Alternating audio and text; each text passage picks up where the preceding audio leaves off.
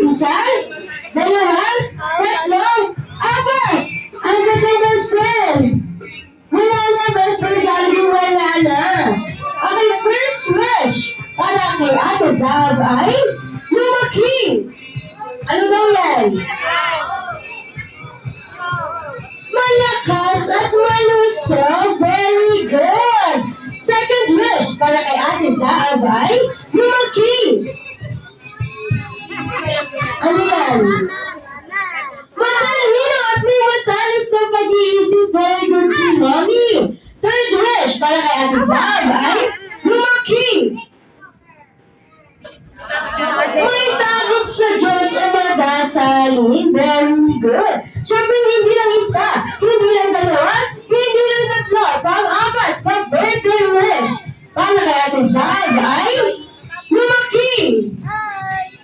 Hindi. Hindi. Kakain saan? Hindi ka tutulog ng best friend.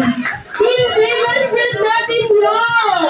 Hindi yan ang fourth wish mo, best friend Jollibee. Fourth wish para kay Ate Zab ay lumaki. Sige, gustura mo, best friend. Ano yan? Model, sexy at beautiful like Mommy!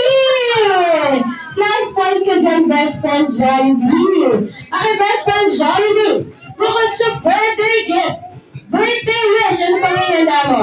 Tutulog, bakit?